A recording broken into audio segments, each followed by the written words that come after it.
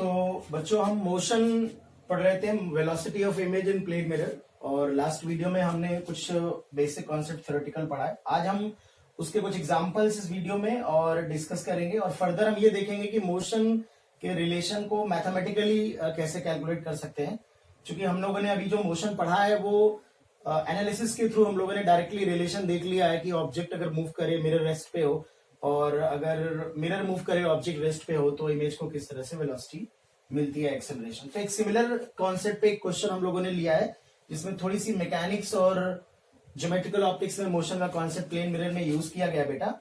तो इसमें हम लोगों को एक सिंपल ये पुली मास सिस्टम दिया गया है। सिंपल ये फ्रिक्शनलेस सरफेस है, फिक्स पुली है, आइडियल पुली है, सब कुछ सिस्टम आइडियल है। ये फ्रिक्शनलेस सरफेस है, पुली आइडियल है, मासलेस स्ट्रिंग है, और ये दो बॉडी है। इस बॉडी की ये सरफेस बेटा अंदर से पॉलिश्ड है, ये रिफ्लेक्टिंग सरफेस है। यहाँ पर इस सरफेस बॉडी की ये वाली सरफेस रिफ्लेक्टिंग, और एक पार्टिकल पी को दोनों के बीच में लटका रखा है। पूरे सिस्टम को हमने रिलीज कर दिया है। This body is moving with some acceleration, this body is moving with some acceleration. ये एक्सेलरेशन गिवन नहीं है बेटा, ठीक है। हमसे पूछा जाता है कि इस पार्टिकल की जो दो इमेज बनेगी, एक इस सरफेस में जो इमेज बन रही होगी due to reflection, first order reflection, और इस ऑब्जेक्ट से डायरेक्टली जो रेस पे जा रही होंगी, इससे जो इस मिरर में जो इमेज बनेगी, उन दोनों का रिलेटिव एक्सेलरेशन निकालना है। मैं बहुत डिटेल में क्वेश्चन नहीं लिखा, मैं एक्सप्लेन कर दे रहा हूं इसीलिए। Find out relative acceleration of the two images of this point object formed in these two surfaces, ठीक है। तो अक्सर ऐसा देखा गया है कि मैकेनिक्स को हर चैप्टर के साथ बहुत आसानी से मिक्स किया जा सकता है, चाहे वो ज्योमेट्रिकल ऑप्टिक्स हो, इलेक्ट्रोस्टैटिक हो, मॉडर्न फिजिक्स हो। आप देखेंगे पूरी फिजिक्स अगर आपने पढ़ी है तो आप देखेंगे कि कोई भी चैप्टर, बहुत एक दो चैप्टर्स को मैं छोड़ दूं तो किसी भी चैप्टर का जो बहुत अच्छा क्वेश्चन बनता है जेईई एडवांस में, अगर वो क्वेश्चन आने वाला है तो उसमें मैकेनिक्स का जरूर इन्वॉल्व होती है, ठीक है। तो चलो बच्चों इसको देख लेते हैं। तो सबसे पहले इसका एक्सेलरेशन मैं निकाल लेता हूं। तो A1 क्या होगा? आई होप सबको नेट पुलिंग फोर्स, मैं न्यूटन्स लॉ नहीं लगा रहा हूं, अपॉन टोटल मास। ये मेथड सबको पता है यार, अगर स्कूल गोइंग बच्चा भी है तो वो जानता होगा टोटल मास।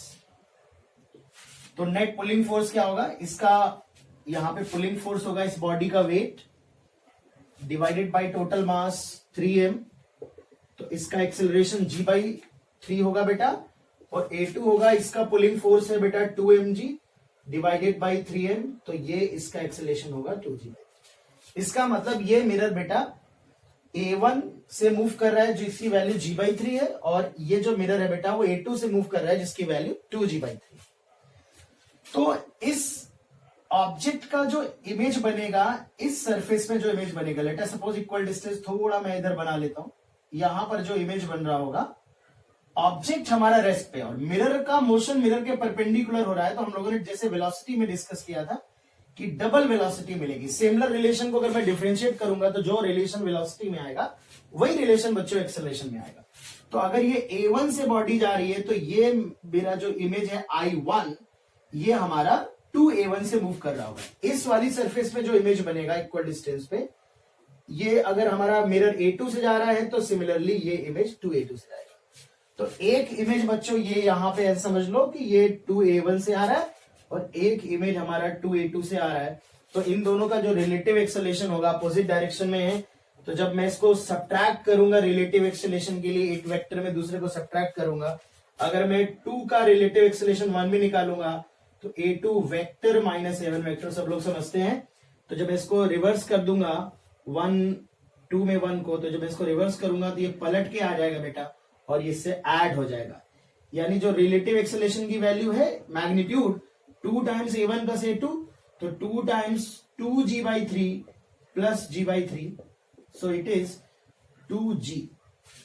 यहां पे बेटा g आ जाएगा और इसका डबल 2g हो जाएगा। देख लीजिएगा अगर कोई कैलकुलेशन मिस्टेक ना हुई है तो हमारा आंसर करेक्ट है। चेक कर लेते हैं। तो इसका भी g/3 आएगा mg/3m, और 2mg/3m 2g/3 आएगा। तो मेरे हिसाब से सही है, ये कोई कैलकुलेशन मिस्टेक है नहीं इसमें। तो इस तरह से मोशन के क्वेश्चंस अक्सर पूछे जाते हैं जिनमें थोड़ी बहुत मैकेनिक्स यूज होती है, प्रोजेक्टाइल मोशन या सिंपल हार्मोनिक मोशन, बहुत सारी मिक्सिंग की जा सकती है यहाँ पे इस तरह के प्रॉब्लम में। एक एग्जांपल और अच्छा सा एग्जांपल बच्चों डिस्कस करते हैं। कभी कभी जो क्वेश्चन बनता है वो 3 डायमेंशन से रिलेटेड क्वेश्चन बनता है बेटा, है ना। इस तरह का प्रॉब्लम बनेगा। जैसे मान लेते हैं हमसे कहा जाता है कि एक ऑब्जेक्ट है जो पॉइंट ऑब्जेक्ट है और प्लेन मिरर के सामने it is moving at velocity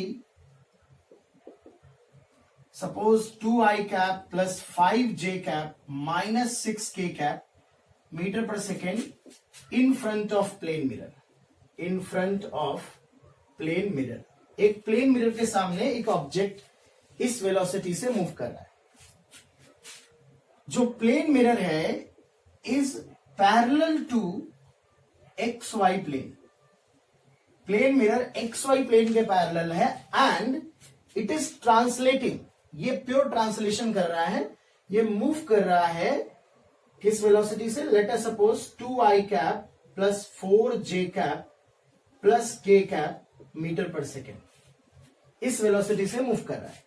अब हमसे पूछा जाता है कि इमेज की वेलोसिटी ग्राउंड के फ्रेम में कितनी होगी, इमेज की वेलोसिटी ऑब्जेक्ट के रिस्पेक्ट में कितनी होगी और इमेज की वेलोसिटी मिरर के रिस्पेक्ट में कितनी होगी। तीन में से बेटा एक भी क्वेश्चन हमसे पूछा जा सकता है। तो बहुत सिंपल कैलकुलेशन है। अब ये कैलकुलेशन जब पहली बार हमारे सामने आता है तो हम थोड़ा सा विजुलाइज करने में हमें दिक्कत होती है, हम समझने में इसको गड़बड़ कर देते हैं, लेकिन जो बेसिक मैंने लास्ट वीडियो में पढ़ाया है बिल्कुल उसी बेसिक का यूज करके हम इस क्वेश्चन को कर सकते हैं। सबसे पहले बेटा हम जितनी भी वेलोसिटी दी गई है उसको, उन वेलोसिटी को दो कंपोनेंट में ब्रेक करेंगे, सिर्फ दो, तीन नहीं, भले ही हमारा 3 डायमेंशन है। एक वेक्टर का वो पार्ट कंसीडर करेंगे जो मिरर के पैरेलल है, क्योंकि हमने जितना भी मोशन कंसीडर किया है बेटा उसको मिरर के पैरेलल और मिरर के परपेंडिकुलर डायरेक्शन में कंसीडर किया है, ठीक है। तो सबसे पहले मैं मिरर के पैरेलल और मिरर के परपेंडिकुलर डायरेक्शन में दिखा देता हूं। तो मिरर आप देख रहे हो कि बेटा XY प्लेन के पैरेलल है मिरर हमारा, ठीक है ना, XY प्लेन के पैरेलल लिखा हुआ है प्लेन मिरर हमारा। तो अगर मैं वेलोसिटी ऑफ इमेज की बात करूं तो velocity of image velocity of object की अगर बात करूं तो बेटा ये 2i plus 5j plus 6k, इसमें से ये वाला जो पार्ट है ये पैरेलल वाला पार्ट है और ये परपेंडिकुलर है, XY के परपेंडिकुलर क्या होगा, Z एक्सिस होगा। ओके, तो ये XY प्लेन है और ये Z एक्सिस होगी, राइट। तो ये वाला जो ऑब्जेक्ट की वेलोसिटी है, ये वाला जो पार्ट है it is parallel to the plane mirror और ये वाला जो पार्ट है बेटा it is perpendicular to the plane mirror. Similarly अगर मैं मिरर की बात करूं बेटा कि मिरर की वेलोसिटी क्या है, तो इट इज 2i, मैं इसी में लिख देता हूं, ये वाला जो पार्ट है इट इज पैरेलल एंड ये वाला जो पार्ट है it is perpendicular. 2i plus 4j, ये जो वेक्टर होगा it is parallel to XY plane, आप देख सकते हो i और j है सिर्फ, और ये k है इसकी जो डायरेक्शन होगी वो प्लेन मिरर के परपेंडिकुलर होगी। अब बहुत सिंपल तरीके से सुपर इंपोज करना है, सबकी वजह से जो इमेज को वेलोसिटी मिलने वाली है वो लिखो और सुपर इंपोज कर दो, मतलब वेक्टर की तरह ऐड कर दो। तो एक लाइन में आंसर आएगा, बहुत ध्यान से देखना है, ठीक है, एक लाइन में आंसर आएगा बेटा। सबसे पहले हम डिस्कस करते हैं मिरर की वेलोसिटी, जो ऑब्जेक्ट की वेलोसिटी जो प्लेन के पैरेलल होती थी, प्लेन मिरर के, उसकी वजह से क्या मिलती थी, सेम डायरेक्शन में सेम वेलोसिटी। तो जो पैरेलल वाली वेलोसिटी है उसे एज इट इज उठा लो, तो 2i plus 5j as it is उठा लिया, प्लस ये पैरेलल वाली वेलोसिटी की वजह से क्या मिलेगा, परपेंडिकुलर वाली वेलोसिटी जो होती थी वो अपोजिट डायरेक्शन में मिलती थी पलट के। तो जब हमने रिलेशन वेक्टोरियली लिखा था तो माइनस के साथ आया था, तो इसको माइनस 6k कैप करके ऐड कर दो, प्लस ये तो वो वेलोसिटी है जो इमेज को ऑब्जेक्ट के मोशन की वजह से मिलने वाली है। अब मैं उस वेलोसिटी को हैंडल करने वाला हूं जो मिरर के मोशन की वजह से मिले। तो मिरर की वेलोसिटी है 2i cap plus 4j cap plus k cap, ये वाली वेलोसिटी जो है ये पैरेलल है, इसकी वजह से कुछ नहीं मिलेगा, क्योंकि जब मिरर अपने खुद के पैरेलल बेटा मूव करता था, हम लोग डिस्कस कर चुके हैं लास्ट वीडियो में, तो उसकी वजह से हमारे इमेज को कोई वेलोसिटी नहीं मिलती थी। बट जो परपेंडिकुलर होता था, जैसे यहाँ पे k कैप है, उसकी वजह से डबल वेलोसिटी मिलती थी सेम डायरेक्शन में। तो कोई माइनस साइन इसमें अलग से ऐड नहीं करेंगे, k कैप है तो उसको डबल करके 2k कैप हम यहाँ पे ऐड कर देंगे। तो सिंपल वेलोसिटी आएगी 2i cap plus 5j cap plus minus 4k cap meter per second, ये इसका जो है बेटा आंसर हो जाएगा। अब अगर मुझे इमेज की वेलोसिटी ऑब्जेक्ट के रिलेटिव में चाहिए तो जैसा कि हम लोग जानते हैं it is vi minus vo, यानी इस वेलोसिटी वेक्टर में ये वाला वेलोसिटी वेक्टर सब्ट्रैक्ट कर दोगे तो इमेज की रिलेटिव वेलोसिटी ऑब्जेक्ट के रिस्पेक्ट में आ जाएगी। मिरर के रिस्पेक्ट में चाहिए तो इस वेलोसिटी वेक्टर में आप मिरर की वेलोसिटी वेक्टर सब्ट्रैक्ट कर दोगे। ठीक है ना, तो सिंपल बिल्कुल बेसिक बात है, बहुत आसानी से समझ सकते हो। कभी भी कोई क्वेश्चन हो उसको 3 डायमेंशन में हो तो 2 प्लेन में उसको दो पर्टिकुलर परपेंडिकुलर डायरेक्शन में रिजॉल्व कर लो। एक वेक्टर जो प्लेन के पैरेलल हो और एक वेक्टर जो परपेंडिकुलर हो। चलिए एक एग्जांपल और देख लेते हैं इस पे, छोटा सा एक एग्जांपल बेटा और देखेंगे।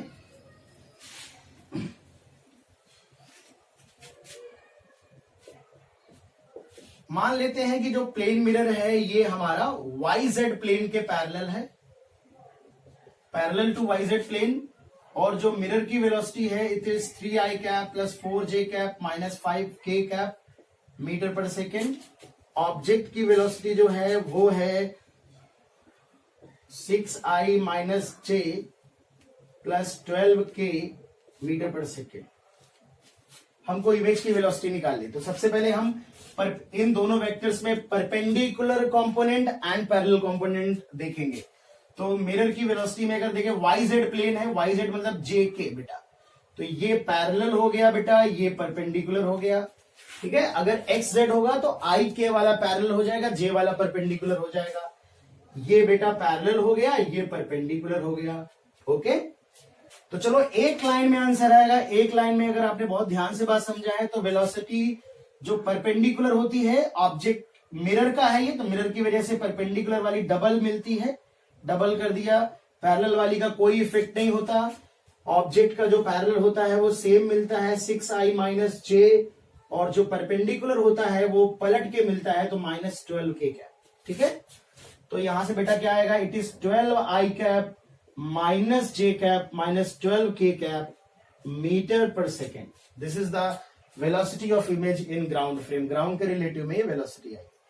सिमिलरली अगर ये एक्सेलरेशन होते तो भी मैं बिल्कुल इसी तरह से सॉल्व करता। सेम रिलेशन आप इस तरह से कर सकते हैं, कैलकुलेट कर सकते हैं। ऑलराइट, तो इस तरह से ये मोशन का क्वेश्चन बनता है, और मोशन के क्वेश्चन में अक्सर थोड़ी बहुत मैकेनिक्स यूज होती है, बट अगर आप बेसिक थोड़ा मैकेनिक्स यूज हो रहा होगा, अदरवाइज ये कॉन्सेप्ट यूज हो रहे होंगे, तो आप आसानी से कर सकते हो। इसके क्वेश्चन आप प्रैक्टिस कर सकते हो, ठीक है, किसी भी बुक से उठा के। ओके, तो बच्चों ये हम लोगों ने पढ़ लिया motion of object and image in plane mirror. अच्छा, अगर हम इस चीज की जो प्रूविंग करी थी हमने, वो मैथ सिंपल एनालिसिस से समझ लिया था, मैथमेटिकली प्रूविंग नहीं करी थी। अगर आप चाहो तो एक फॉर्मूला भी स्टेब्लिश कर सकते हो, पर उसकी कोई जरूरत मैं नहीं समझता हूं कि जब बात आसानी से समझ में आ रही है। अगर मैथमेटिकली इसको हम लोग बच्चों समझें, सेम मोशन के कॉन्सेप्ट अगर रिजल्ट को डिराइव करें, तो आइए देख लेते हैं। ये हमारे पास प्लेन मिरर है, और सबसे पहले हम देखते हैं परपेंडिकुलर डायरेक्शन में, इन परपेंडिकुलर डायरेक्शन। तो बहुत सिंपल सी बात है, परपेंडिकुलर डायरेक्शन में अगर मैं कहूंगा मिरर के रिलेटिव में जाऊं with respect to mirror, mirror move कर रहा हो या ना कर रहा हो, अगर मैं मिरर के रिलेटिव में चला गया तो मिरर हमारा रेस्ट पे आ जाएगा। ठीक है, इस पॉइंट को अगर मैं ओरिजिन कंसीडर कर लूं, और सपोज ये ऑब्जेक्ट है हमारे पास, ये मूव कर रहा है और यहां पर ये इमेज है।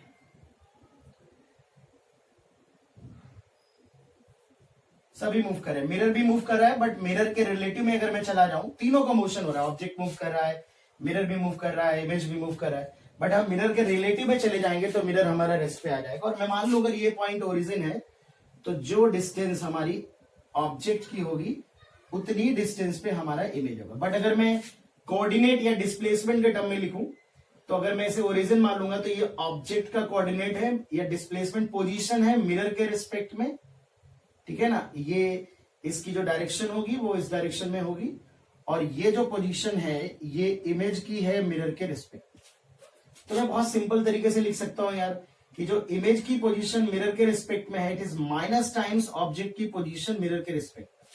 मिरर को मैं ओरिजिन मानते हुए, मिरर के इस पॉइंट को मैंने ओरिजिन माना है, मानते हुए मैं लिख रहा हूं X coordinate of object with respect to mirror का मतलब यहां पे मिरर को ओरिजिन की तरह ट्रीट किया बेटा मैंने। ठीक है, और इमेज का जो एक्स कोऑर्डिनेट है वो मिरर के रिस्पेक्ट में, जस्ट उसका साइन नेगेटिव होगा क्योंकि डिस्टेंस तो इक्वल होगी। अब अगर मैं इसको डिफरेंशिएट कर दूं तो dx बाई dt सिंपल मैं rate of change of position या rate of change of displacement मैं वेलोसिटी लिख सकता हूं। तो velocity of image relative to mirror it is minus times velocity of object with respect to mirror. ध्यान रहे हम परपेंडिकुलर डायरेक्शन की बात कर रहे हैं, तो इसे मैं बहुत सिंपल तरीके से लिख सकता हूं V I minus V M it is minus times V O. Vector form में है ये, क्योंकि मैंने मेंशन कर दिया है परपेंडिकुलर डायरेक्शन में, तो अगर मैं एरो नहीं भी लगा रहा हूं काम चल जाएगा मेरा। बट ध्यान रहे ये वेक्टर क्वांटिटी है तो वैल्यू साइन के साथ पुट करना है, ठीक है। अदरवाइज चाहो तो तुम एरो लगा सकते हो, वेक्टर की तरह रिप्रेजेंट कर सकते हो, बट है ये वेक्टर ही, ठीक है। तो वीओ माइनस वी एम, ठीक है। तो यहां से बच्चों वी आई आ जाएगा, it is minus V O plus 2 times V M. वही बात हो गई यार कि ऑब्जेक्ट की वजह से अपोजिट डायरेक्शन में मिलती है इक्वल वेलोसिटी, और मिरर की वजह से सेम डायरेक्शन में तो प्लस 2vm और माइनस vo ऐड ही तो कर रहे हो, वेक्टर एडिशन ही तो कर रहे हो। तो ये परपेंडिकुलर डायरेक्शन में चाहो तो फॉर्मूला बना लो इसे, और इसमें साइन के साथ वैल्यू पुट करके तुम सॉल्व करके निकाल सकते हो, ठीक है ना।